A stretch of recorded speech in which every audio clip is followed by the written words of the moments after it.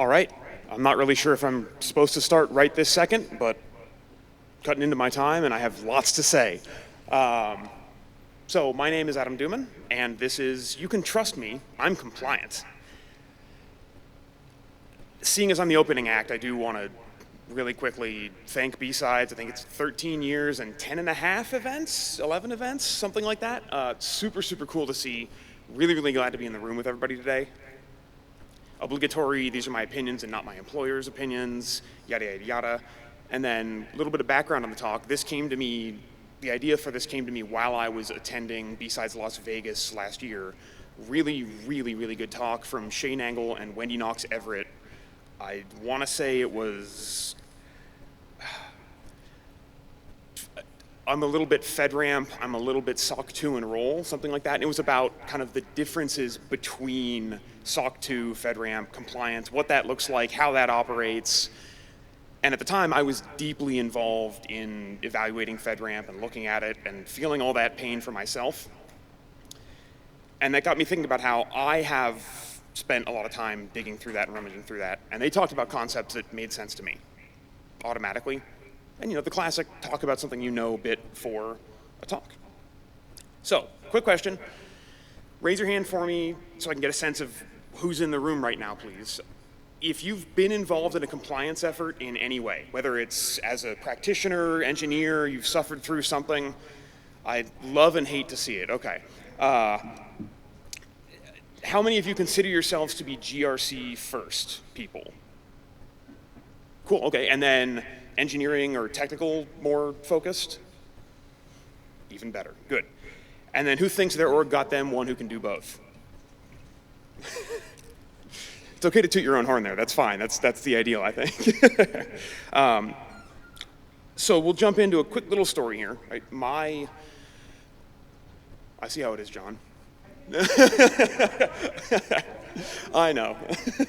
Okay, so there once was a man named Adam who was running a security and compliance program across the board for a little org in Phoenix, Arizona, as a baby security analyst, and learned this lesson the hard way. Ian Coldwater has a lot of wisdom for us, and I volunteered for the security analyst role. And our CTO looked at me and went, yes, sold. And I have not regretted that decision, but I have lived with that decision ever since. I accidentally into security. And I think it is a cliche quote, but it's very, very true. And what ended up happening is I'm standing there and I'm just poking away at our internal network, trying to decide, is Sumo Logic going to work better? Is Logarithm better? How are we going to monitor this cloud hybrid environment? And that same CTO wanders over and goes, what do you know about SOC? What, SOC? And he's wearing Jordans, and I know he's a bit of a sneakerhead. Very confused for a moment. Yeah, SOC, that you guys, that compliance thing. Sarbanes-Oxley? SOC II, secure organizational controls? What are we looking at? And he was talking about SOC II Type 2. We had a client who wouldn't move forward until we had SOC II Type 2, ISO 27001, some of that fun stuff. And for a company that was regularly skin of our teeth PCI level 1, adding that kind of stuff in as well was gonna be painful. It's actually a decent little segue into me. Lots of alphabet soup. It doesn't really matter unless it matters. I'm currently working at Vanta. So that's our little mascot over there, Ilma. I'm a bit biased on this topic because of who I work for and what I do. I've spent a lot of time as an engineer, an analyst, all kinds of other stuff, and I'm trying to think of the best way to put it. Living on both sides of the table gives you a really interesting perspective. When you've been assessed, that's one kind of pain. When you are being assessed, that is a different kind of pain. And then when you're doing the assessing, it's all of it, especially if you've sat on both sides. I think one of those places that comes into play the most does turn into the prep for an audit, the prep for an assessment. Assessors are interesting people. I know because I am/was one. And it's an interesting dynamic, right? If you've been through, a lot of people in here have said they've been assessed before. So sit down with the assessor, whether it's Zoom, wherever, and that's a give and take that can be really, really stressful. A lot of times there's a scenario where I need to cover this up. I don't need to cover this up. I don't want to cover this up. I need to show this. I need to tiptoe around this a little bit. And that kind of gets into that trust portion. Building that relationship with your assessor, building that relationship with your internal stakeholders is crucial. So why am I talking about all this nonsense, right? What's blah, blah, blah, blah, blah, blah. And I think we're in a scenario right now where, with DevSec and DevSecOps and DevSec and platform engineering driving ever-increasing interoperability between APIs and cloud space, like the pace of change is increasing every day. The battle for zero trust is fighting with the battle for compliance management, trust management, XDR, EDR, blah, blah, blah, blah, blah, blah, blah. Those terms are pretty leaky, if you think about them for a minute. Compliance management makes some sense. The line between XDR and EDR may be a little bit more fuzzy. And we've probably all been subjected to a very, very bad sales pitch that's just all buzzwords, all soup. I want to specifically take a look at compliance automation, trust management, and what those mean in practice. So compliance automation, super generic sounding term, and it is kind of self-explanatory what it does. Right? You're automating compliance. It's fairly well understood, fairly well kind of, I don't want to do stuff by hand. For a long, long, long time, there was I'm learning Python, I'm learning to automate things. I don't want to do, what should I automate next? And the response was, what are you still doing by hand? Compliance automation could be automating evidence collection, could be automating evidence submission. It could mean almost whatever we want, right? There are a couple of vendors out there that have a really, really well-built portal where you upload evidence, they've got all the compliance requirements written in there, you upload directly into the portal, your assessor can look directly at the evidence, accept, reject, streamline all that workflow. And in my mind, that kind of counts as automation too. It doesn't have to be fully automated, but the ability to take a more hands-off approach to getting evidence collected, handled, tested, whether we're talking for internal audit, external audit, prep work, being able to pull that and showcase it in an easier way is hugely important. Trust management is where we start to get a lot more leaky and squishy, and does this really mean anything, or what does this mean? I gave this talk to my leader to have a look at. Hey, does this make any sense? I'm not going to give you the talk, but look through my slide deck. Tell me if this sounds like absolute bunk, if this makes sense. Do you get where I'm going with this? And he left a comment on this slide about how he thinks the industry definition is, what was it? The operational processes of assessing the reliability, security, and risk of third parties on an ongoing basis. For what it's worth, I hacked that together. And I replied with, out of curiosity, how is that any different than the definition or a reasonable definition of vendor and third-party risk management? Or even just compliance management. That sounds like what we're already doing. And his reply verbatim was, it sounds more fancier. And that's pretty much how I think about the trust management buzzword, right? It makes sense when you think about it, but I think it's acknowledging a lot of sections that are not traditionally thought of, right? I know a lot of us, definitely me, I find myself thinking about security in a vacuum. And it's an infinite black hole when it's a vacuum. When you have no other considerations, no other needs, no other demands, it becomes this never-ending Ouroboros that just eats its own tail, and there's always another thing, always more happening. And trust implies a lot more than just meeting expectations. Trust implies, or it should at least, trust implies that there's an element of brand management in there. There's an element and an acknowledgement of human relationships, reputational management. It's a much broader thing than we have our SOC 2 Type 2. We have FedRAMP. We have ISO 27001. It goes a layer beyond even third-party vendor management and dives a lot more into specifically how do organizations work with each other and support each other, and what does that ecosystem look like when you don't have to look over your shoulder. I'm not personally a big fan of trust but verify. I think it's verify and give credit where it's due.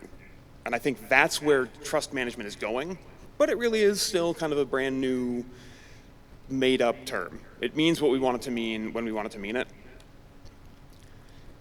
And so, okay, there are two sides to the same coin, right? Trust management is expanded compliance management.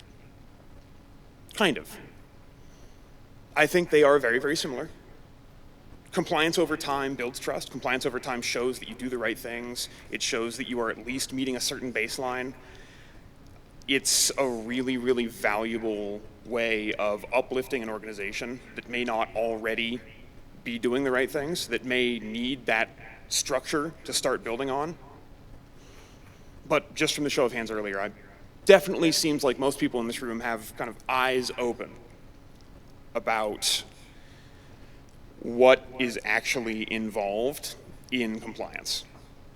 Weeks of prep work, sometimes months of prep work, depending on what you're looking at, and a lot of effort to manage and navigate a pretty thorny process. A SOC 2 report, for instance, is only valuable if it addresses actual concerns. I think it was Wendy Knox Everett talked about this as well, but you can get a SOC 2 on a napkin if you find an assessor who will do it. A bar napkin sitting there, here's 10 grand, here's my SOC 2 language. I want to prove that this napkin is secure, and that is a legitimate SOC 2. It's written by an assessor, can be signed by a CPA, good to go. But that probably doesn't actually prove anything about anything but that napkin. And SOC 2 is a good example of where the trust portion of this really comes into play, because has anybody in here actually read a SOC 2 report, sat down and read one cover to cover, end to end? Fun, good stuff. Lots of word salad and just, it's easy to look at it and have a vendor who says, oh yeah, we're SOC 2 Type 2. Our observation window is 6 months or 9 months or 12 months or 3 months. And I've sat down and looked at a SOC 2 report, and this isn't what we're buying from you. I'm not buying this product. This is on a totally different product. This report isn't addressing concerns that I care about, because you get to define your own scope. As long as your assessor agrees that this is reasonable, your language is reasonable, your controls are reasonable, that's fine. Do the assessment, get the SOC 2, give it to your vendors and your partners, and that's a big part of where we start to get, again, into that weird place where compliance is compliance security, is compliance trust management. How do they overlap? It comes back to the idea that context is everything. A SOC 2 report that doesn't cover things that I care about as a security practitioner doesn't provide value, it doesn't build trust, it doesn't show me anything except that this company can achieve a SOC 2 report. The differences between trust management and compliance management are many, I guess we'll say. Some of the bigger ones are the classic compliance is dumb, compliance doesn't help, compliance doesn't show much, because it really does validate minimum effort. I know as a QSA, there's a world of difference between letter and intent of requirements. There's a world of difference between implementation and letter and intent. I've seen environments that were extremely secure, air-gapped networks, all kinds of stuff, but were not compliant. because they weren't doing things in the way that PCI DSS wanted them to. Significantly more secure, but 10 plus compensating controls to demonstrate that you're doing things the right way just because your implementation is better than the baseline is one of the places where it starts to break down, kind of a lot. The other thing that makes them very, very different is compliance can show that you're doing the right things for the right reasons, but it doesn't necessarily mean that you are. It means that you're doing at least something, not necessarily for the right reasons. And then, how many companies have been breached that are compliant with all kinds of stuff, right? Compliance shows you can do some stuff. It shows you've made a couple things happen.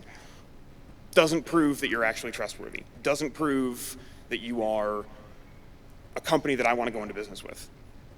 That's why we still see security questionnaires. That's why we still see all kinds of other organizational processes to make up those differences between where compliance falls short and where we're trying to build that trust with other organizations, where we're trying to build that relationship with their security team, with their sales team, to better understand if we want to engage with them. And I think that, does that sound trustworthy? Does just doing the minimum, doing what you have to do I have to have a pen test for SOC II? No, not required. Should you? I should probably get one. That's kind of helpful for a lot of other vulnerability management work. I don't have to.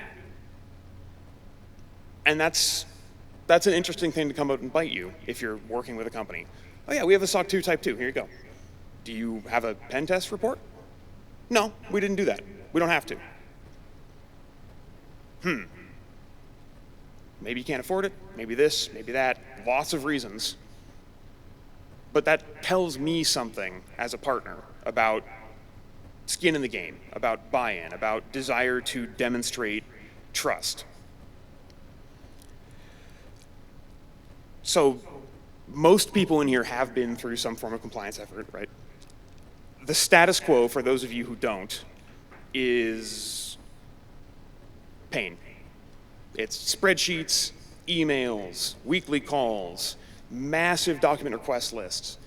I think when I was an active QSA, I had a tracking sheet that I ran out of Excel, because that's how it still works in a lot of places, that for some assessments was over 1,400 rows long, with statuses and all kinds of different, like, I need this, I don't need that, rewriting the request for evidence based on the customer's environment.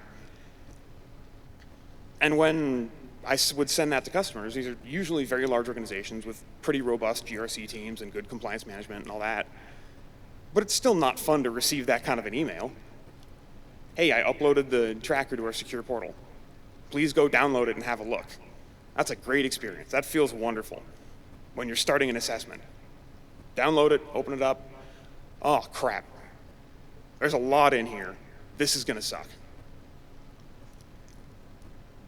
And this goes back to taking on that security analyst role. After a few weeks of rummaging around, buying ISO 27001 and 27002, and reading through them and starting to kind of map out what we're already doing, what we're not doing, what it looks like, how to do it, how not to do it, does this overlap with PCI, finding all kinds of other places and resources, it dawned on me that, oh, our annual PCI assessment is coming up again. I need to start double checking all that evidence and figuring all that out. Pulled the report from last year, pulled all that, went and started looking at evidence, pulling stuff, double checking, yes, ASV scans are running, all that good stuff is still happening. And QSA shows up, we start the engagement, and it's right back to weekly phone calls, on-site assessment, this, that, here's your spreadsheet, here's all your other stuff. And as a QSA, the same kind of thing. I know I've got this engagement coming up. I know I have all this work coming up. Balance it all across multiple clients, multiple environments. Remember what environment is doing what based on last year, this year. Constant spreadsheet updating, jumping between different tech stacks. And I never felt good. Having been assessed before, it always felt really bad to send somebody a spreadsheet that I knew I didn't like, that I knew I found clunky and painful and really, really obnoxious, and go, I'm proud of this. Here's my work product. That didn't feel good for me. So on top of all this spreadsheet passing back and forth and screenshotting and pulling reports, running scripts to get configuration out of Windows, Linux, all kinds of stuff, your assessor auditor also gets a vote on your compliance and your trust, right? We don't decide that unless you're doing a self-attestation. And this is not a comprehensive list, obviously. There's a lot more that goes into it than just 4 things that feed into 2 things that feed into your report or your certificate. But this is where having that relationship, that ongoing relationship, is important. Because on top of you knowing what's going on internally, your assessor gets a say, you get a say, your stakeholders get a say. There's so much happening. It's not like it's high stakes, right? This is totally not an important thing for the company. Customers also get a say, internal and external. Security is going to want probably more than what compliance strictly requires. Sales teams are going to be annoyed that they have to log into the demo environment. MFA, right? Super reasonable. I think most of us would agree that MFA is probably a good thing to do. It's well understood. I'm not going to get into whether SMS MFA is better or worse, whatever that, but just adding MFA in front of a sales environment can cause a lot of friction. But that's required for a lot of different compliance standards. Developers are going to want to move fast and break things. Screw change management, screw this. I want to build it and ship it, and we want continuous release. How do we manage unit testing? How do we manage all the other elements that go into that without introducing additional friction? So there's that push-pull as well. There is some hope, though, right? It's a bleak landscape, but it's getting better. The days of spreadsheets are starting to go away. I mentioned earlier, I work for one of them, but there are several players in the field that are doing compliance automation, trust management, designing platforms that make this easier for assessors, companies, individuals. And I'm not going to dive into which one is best and which is worst and exactly what that looks like, but there are some cool ways to start doing this yourself without having to go buy from somebody. At the end of the day, the cloud might be someone else's computer, but for our purposes, the cloud is a series of interconnected APIs, and we can interrogate those APIs to get information. It's harder if you're on-prem primarily, but Ansible, there's tooling out there that can really help with that. But we start with the fundamentals. They're fundamental for a reason. Identify your business objectives. If you're trying to drive a compliance initiative that nobody cares about because it's not helping to close deals, it's not helping to improve, the business doesn't care about it, it's going to be an uphill in the snow both ways effort. Take a risk-based approach. All compliance is risk-based at the end of the day. As an assessor, I've seen some stuff that is sketchy, dubious, shall we say, but it's based on risk tolerance. It's based on organizational need. And I don't get to dictate what that is. I dictate, do I think this control meets this intent, this letter, this requirement? I don't get to tell you how to handle your own business's risk. Spending time with your stakeholders, again, to design a control ecosystem that works, that isn't introducing too much friction, that isn't over-engineered. You can always do that. That's super easy. I mentioned earlier, security is an infinite black hole, if we want it to be. If we start with controls that make sense for what we need and where we're at today, there's some tap dancing you can do to convince most assessors that they're fine. Unless you're blatantly not doing something, most assessors are pretty reasonable people in my experience. I am one, I like to think I would. Implementation, right? Putting them in, start simple, test often. If you're pulling info out of AWS, let's say, I forget the name of the exact section, but Compliance Manager covers a bunch of other sections of Watchtower and all kinds of stuff in AWS. You can interrogate those APIs, pull data out. What's our default configuration? Are we compliant against these controls? They have a lot of that pre-baked in your cloud platform, all of them. Azure has a fantastic portal for it. All the cloud providers do something along these lines.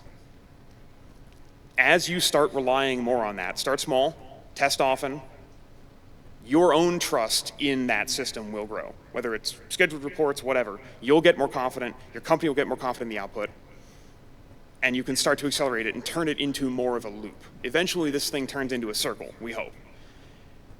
And if this looks similar to RMF, the NIST risk management framework, that's not by accident. I do think RMF does work pretty well when we spend time on it. It's important that we remember that, and I'm going to hound on this a couple times, but it's about the business objectives. It's a classic GRC take, but we have to align what we're doing and how we're doing it with what the business can tolerate.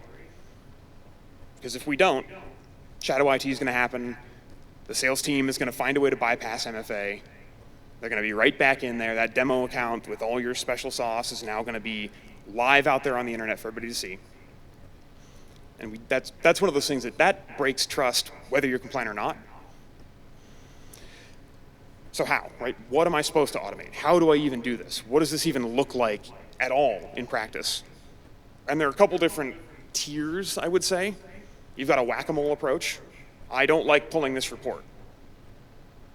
I'm going to automate my infrastructure as code, right? Terraform, do that, get that set up, and then I can run a report. I can get my Terraform configurations out, kick those over to my assessor. Not having to deal with individual hosts. Right? The first time I saw Terraform, I wasn't super excited, wasn't super pleased. Oh crap, I'm just taking it on faith that this entire infrastructure is following this, but it kind of can't not. That's kind of the point. It's deployed that way. Hopefully there's no drift, and if there is, you should have alerting for it. But again, I don't necessarily get to dictate that. Whoop, there we go. I get to look at your Terraform and say, the way this is designed, the way this is deployed, as deployed, meets my expectations and meets the expectations of the assessment. Moderate effort. This is probably when you start looking at more of a build by partner question. Again, it's a bunch of interconnected APIs. Most of this is surfaced, not all of it, but you can pull info out of your HR system for active users. A lot of times you're able to pull info out of background check companies, right? If you're using some of the more, I don't want to say light touch, but some of the more light touch, speedy background checks, they have a lot of this info available via API as well. It's doable. I've done it before to take all that, lots of Power BI, that was fun, and build a dashboard. Ongoing compliance monitoring. Check in first thing in the morning. Are the little lights blinking green? Are they red? How am I doing here? That's a lot of work. Start thinking about buying. Do we buy a tool that does this? Is there something else we can do that pulls more of this together? And that's when you start moving into high effort, high maturity work, where you're taking a more structured approach. You've got program management, right? An actual compliance and security program that you're able to replicate and repeat instead of one-off, I need to be compliant in August, I'm going to start prepping for it in June or July. It becomes a repeatable process. That's when you know you're really starting to find some sauce with automation, is when repeatability becomes expected, not just a thing that happens. And a lot of this comes back to your stakeholders. Talk to your business units, talk to your business partners. They'll tell you what they do. I don't know many teams that don't try to do their best. Partnering with them earlier in the process is going to give you better results. Asking them, what's your normal workflow for this? Oh, we can actually help with that. I can speed some of that up if we use this, or if we do it this way. Take some of that pain off, automate it. Set reporting flags for user accounts older than 90 days, right? That's little stuff like that can go a long way if you show your HR team how to think about it, how to even support that. You might not want them doing access reviews for you, but that can indicate, right? Oh, we've got a lot of accounts that are that old. We might have a broken process. I can help fix that process, and then we all win together. I get what I need. HR gets what they need. IT is no longer complaining quite as often about access reviews. You can even automate access reviews to a certain degree. If you can centralize a dashboard with all your all their active accounts, names, associations, that's where it gets really mucky and there's a lot of weird stuff going on in there, but that is absolutely doable as well. Last little bit, it's easy to over-engineer something like this and really want to build something full and done, and I want to get all this off my plate if I can. Don't overcomplicate it. Focus on doing the easy stuff first. Monthly reports, schedule little automations where you can. Binary flags in your system. Is this hard drive encryption? May or may not really be effective. I think it is, but but yeah, encryption at rest on your drives. A lot of times you need something like that for compliance. Is it on or off? Are my databases encrypted on or off? Binary feature flags like that, that's super easy to pull, super easy to surface. And that's kind of how you start demonstrating that there's value in this. Rather than having to go look at it constantly, you just know it because it's there, it's exposed, and you can pull that information yourself. There's a couple caveats here. The quality of the automation overall relies on its output being trusted by everybody. You have to trust that you're testing the correct things in the correct way. Your assessor has to trust that you're testing the correct things in the correct way. I'm not going to be super comfortable as an assessor walking into a room and sitting down and I see a dashboard with a bunch of green dots, .green compliant. That's not going to work for me. I need to understand what's happening under the hood there. I need you to show me, what is this test actually doing? How are you actually validating this? Once I've been shown that, oh, I can trust this. This makes sense to me. I might need an artifact, depending on what framework you're assessing against, different collection requirements, evidence requirements, that kind of thing. I might need you to show me that, like an example of one of those tests as a JSON object that I can save and just store and keep.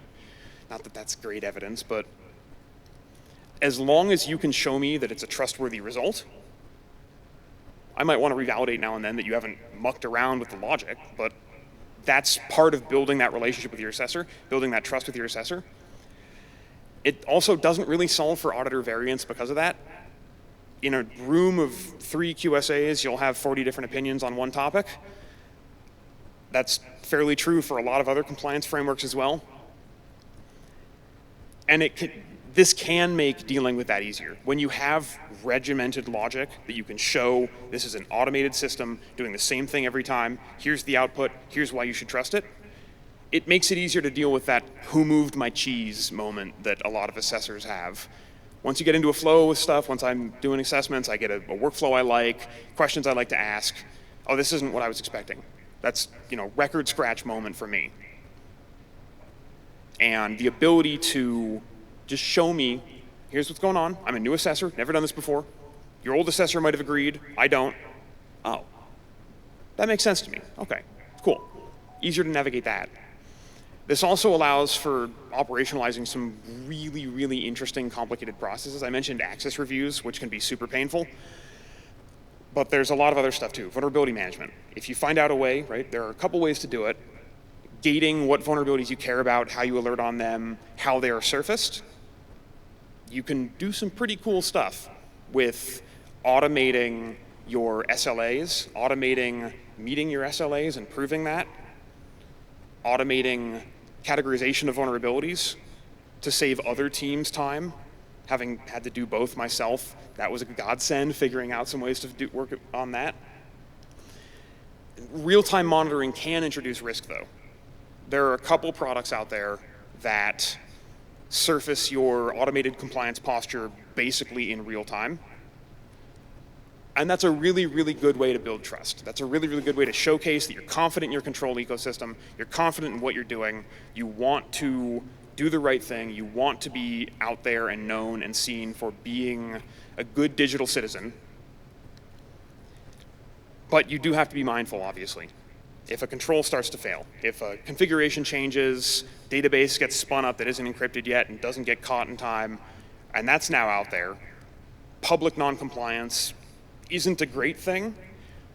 Again, there are ways around that where you only show passing controls, maybe. If that's an acceptable solution, more power to you. There are a couple ways to handle navigating that. How do I show this? How do I, without having to deal with security questionnaires constantly, without having to, if you can direct somebody to a link, here's our current status, any questions? Here's a copy of our last report, any questions? Sign the automated NDA, let's go. It can save time, brain cells, sleep, all kinds of stuff. And then, yeah, the final little bit, right? Remember that your cloud provider has most of this stuff built in. You don't have to go reinvent the wheel unless you really want to. A lot of them are very, very good at surfacing this information, showcasing this information. You might have to go dig for it, but they do have it. They do have the pre-built configurations that you can even deploy that are pre-compliant when you deploy them. And getting those systems talking to your expected tests and your expected outputs, really, really powerful, time-consuming. I like to say that I went and became a QSA out of spite, because I had some rough QSAs. I had some assessors over the years who didn't quite grasp what was going on and weren't really interested in learning about it. And after a couple years of poking at finding ways to reduce this pain and make it easier and make it, I wouldn't say fun, but more technical, more interesting, less clicky, pull a report, give me a spreadsheet. I've found that there's a lot of benefit with dealing with engineering teams too. This is a fun problem. If they have some bandwidth, this is a super fun problem. Good experience, fun to build, and that's trust management. It is what you want it to be, but it's about navigating those relationships internally and externally and finding ways to surface the results for everybody to see. Thank you. Questions? But yeah, I literally only have those two social medias. So, but yeah, any questions? That's good. I'll assume that was perfect.